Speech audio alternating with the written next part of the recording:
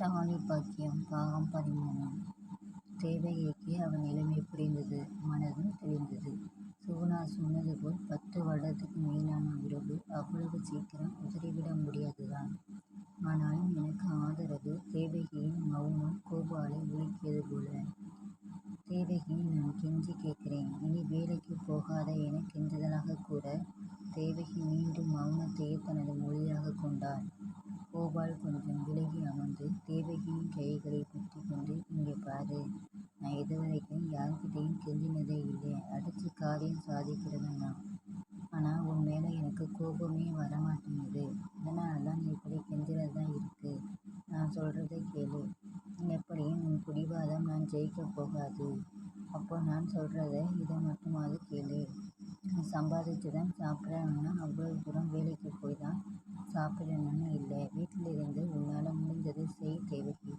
கோபால் வற்புறுத்தலாக கூறினான். கோபாலின் கெஞ்சுதல் நெஞ்சுக்குள் என்னவோ செய்ய தேவகியால் மேலும் மௌனம் சாதிக்க முடியவில்லை. வீட்டிலிருந்து என்ன வேலை செய்கிறது என்று மெல்ல கேட்டாள். கொஞ்சம் தெம்பாக நிமிர்ந்து அமர்ந்த கோபால், இங்கே இருக்கிற முக்காவாசி பொம்பளைங்க எக்ஸ்போர்ட் கம்பெனிக்கு வேலைக்கு போகிறாங்கல்ல, அங்கிருந்து வரும்போது குல்டிங் பண்ணுற பீஸ் எல்லாம் வீட்டுக்கு கொண்டு வந்து வேலை செய்து எடுத்துகிட்டு போவாங்க. அதுபோல் உனக்கும் கொண்டு வந்து போட சொல்கிறேன் என கோபால் சொல்லும்போதே மறித்த தேவகி, ஐயோ, எனக்கு தையல் தெரியாதே என்று கையை விரித்தாள். அது தைக்கிற துணி இல்லை தேவகி. வெளிநாட்டில் குளிருக்கு போட்டுக்குவாங்கள்ல, பஞ்சு உள்ள வச்சு தச்ச போர்வை. அதை நம்ம ஜாக்கெட்டுக்கு எம்பிங் பண்ணுற மாதிரி பண்ணணும். ரொம்ப கஷ்டம் கிடையாது தேவகி என்று விளக்கமாக கூற, தேவகி அரைமனதோடு சம்மதித்தாள். மறுநாள் வேலைக்கு வர வேண்டாம், லீவு சொல்லிவிடுவதாக சொல்லிவிட்டு சரஸ்வதி வேலைக்கு போய்விட, தேவகியை எழக்கூட விடாமல் கோபால் வீட்டில் சகல வேலைகளையும் பார்த்தான். குழாயில் தண்ணீர் எடுத்து வந்து வைத்துவிட்டு தேவகியின் உடைகளை அவனை துவைத்து காய வைத்தபோது தேவகி சங்கடமாக சிரித்தாலே தவிர அவனை தடுக்கவில்லை. கணவன் தனக்காக செய்வதும் மாற்றத்தின் அறிகுறியாக நினைத்தாள். மறுநாள் கோபால் சொன்ன வெளிநாட்டு பெட்ஷீட் தைக்கும் வேலை வீடு தேடி வந்தது. பெரிய ரக்கின் ஓரங்களை நேக்காக மடித்து ஊசி கொண்டு தைக்க வேண்டும். எடுத்து வந்த பெண் தேவகிக்கு கற்றுக் கொடுக்க, கால்களை நீட்டிக்கொண்டு சுவற்றில் சாய்ந்தபடி தைப்பதற்கு ரொம்ப ஈஸியாக இருந்தது. சுலபமாக கற்றுக்கொண்டாள். அதன் பின் தினமும் பொழுது ஈஸியாக போனது. கோபாலை தண்ணீர் பிடித்து வைத்து விடுவான்.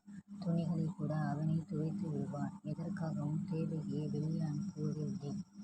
தன்னால் முடிந்தவரை சீக்கிரமாக வீட்டுக்கு வந்து விடுவான். தேவகியிடம் சிரித்து பேச ஆரம்பித்தான். மாத செக்கப்புக்கு தனது ஆட்டோவிலேயே அழுங்காமல் குழுங்காமல் அழைத்து சென்றான். ஆனால் ஒரு சில நாட்கள் அமைதியாக வந்து தேவகியின் முகத்தை பார்த்து கூட கூசிப்படுத்திக் கொள்வான். முதலில் தேவகிக்கு புரியவில்லை. ஏன், என்னாச்சு என்று குழம்பி தவித்தவர்களுக்கு அதற்கான விடை தெரிந்தபோது கோபாலின் மீது பரிதாபம்தான் வந்தது. தன் முகத்தை பார்க்க கூட கூசும்போது அந்த சுகுணாவிடம் போய் வருகிறான் என்று புரிந்து கொள்ள முடிந்தது. அதனால் தான் முகத்தை பார்க்க முடியாமல் தவிக்கிறான் எனும்போது அது மனைவி என்ற பதவிக்கான மரியாதை என்று நினைத்தாள். தேவகி எதையும் கேட்காமல் அலட்சியமாக இருக்கவும் அதுவே கோபாலுக்கு பெரிய உறுத்தலாக இருக்க, சுகுணாவின் வீட்டுக்கு போவதை பாதிக்கு பாதி குறைத்து கொள்ள ஆரம்பித்தான்.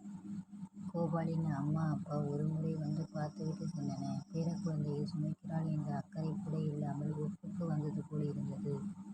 ஒருவேளை கோபாலை சுகுணாவிடமிருந்து பிரிக்க வேண்டும் என்ற வீம்பில் தன்னை கோபாலுக்கு மனமுடித்தார்களோ என்று எண்ணினாள் தேவகி. தேவகியின் அம்மா அப்பா கூட வந்தார்கள். மகளுக்கு வளைகாப்பு சேரை கூட செய்ய முடியாது கண்ணீருடன் வந்தார்கள். ஆனால் சுகுணாவின் ஏற்பாட்டில் அந்த ஏரியா வாசிகள் அனைவரையும் அழைத்து தேவகிக்கு வெகு சிறப்பாக வளைகாப்பு செய்தான் கோபால். தேவகி மறுத்து கூறும்போது, உன் வயிற்றுல இருக்கிறது என் புள்ள, அதுக்கு தேவையானதை நான் செய்கிறேன். உனக்கு பிடிக்கலன்னா வழக்கம் போல உன் காசை உன் சாப்பாட்டுக்கு கொடுத்துரு என கராராக கோபால் பேசியதும் தேவகி சிரித்தே விட்டாள்.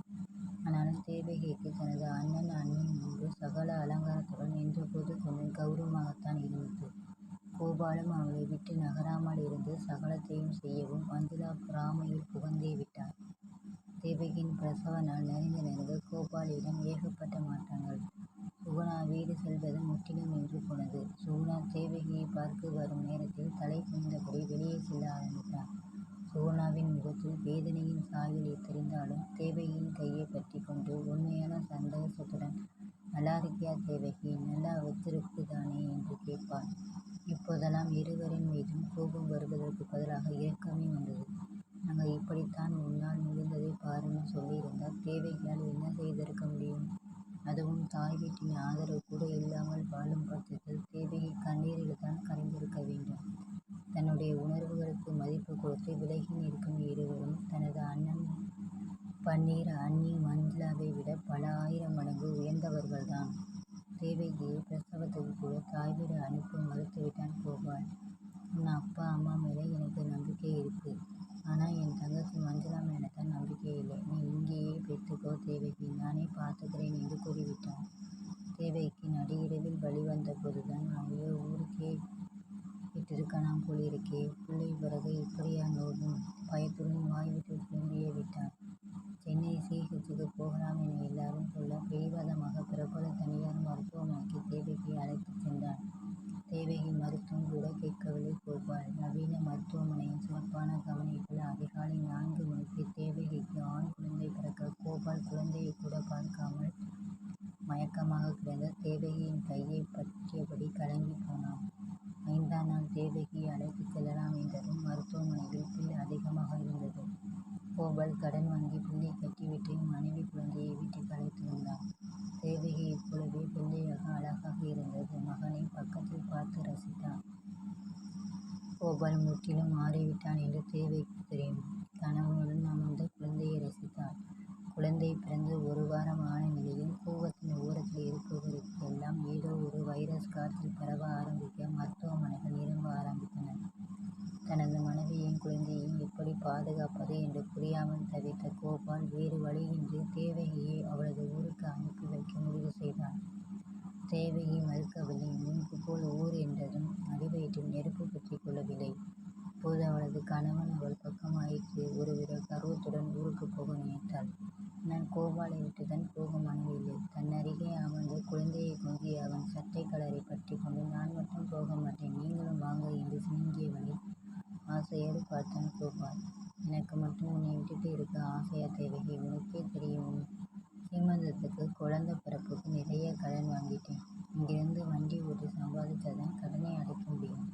ஆனால் அடிக்கடி வந்து பார்க்கிறேன் தேவகி. 3வது மாசமே கூட்டிட்டு வந்துடலாம்னு சரசு சொல்லுச்சு. எங்கள் வீட்டுக்கு அனுப்பலாம்னு பார்த்தா எங்கள் அம்மா உன்னை வேலை வாங்கியே நாசமாக்கிவிடும்.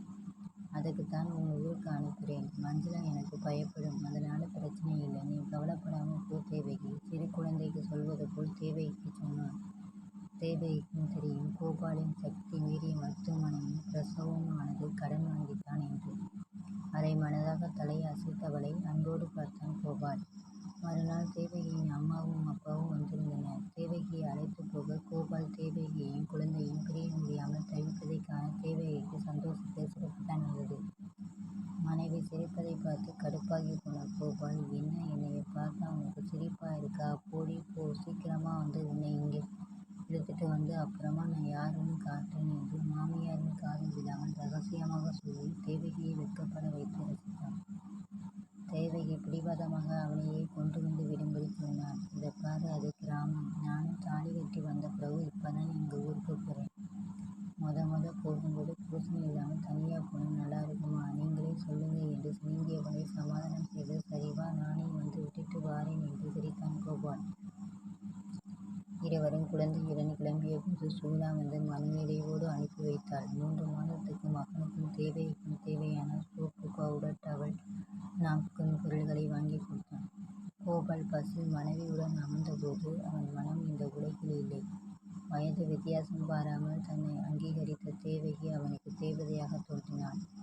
துணியால் சுற்றியிருந்த தனது சின்னஞ்சிறிய மகனை தேவகியிடமிருந்து வாங்கி தன் மடியில் வைத்து கொண்டு அவளை தன் தோளில் சாய்த்து கொண்டான். இருவரும் தேவகியின் பெற்றோருடன் மஞ்சப்புத்தூர் வந்து சேர்ந்தனர். கோபால் சொல்வது உண்மைதான் என்பது போல் மஞ்சுளா ஆராத்தியுடன் வாசலில் தயாராக நின்றிருந்தாள். புதிய குழந்தைக்கும் அதன் தாய்க்கும் ஆராத்தி சுற்றி உள்ளே அழைத்து செல்லப்பட்டனர். தேவகி வந்திருப்பதை அறிந்து ஊரில் உள்ள பலர் வந்து குழந்தையை பார்த்துவிட்டு சென்றனர். அன்று முழுவதும் இருந்துவிட்டு மறுநாள் காலை கோபால் சென்னைக்கு புறப்பட்டான். தேவகி வாசல் வரை வந்து வழி அனுப்ப கோபால் மஞ்சுளாவை கிட்டத்தட்ட மிரட்டிவிட்டுத்தான் சென்றான்.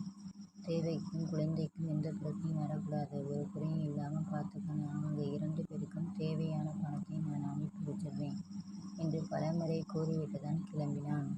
தொடரும். உங்களுக்கு இந்த வீடியோ பிடிச்சிருந்தா லைக் பண்ணுங்கள், ஷேர் பண்ணுங்கள், சப்ஸ்கிரைப் பண்ணுங்கள். தேங்க்ஸ் ஃபார் வாட்சிங்.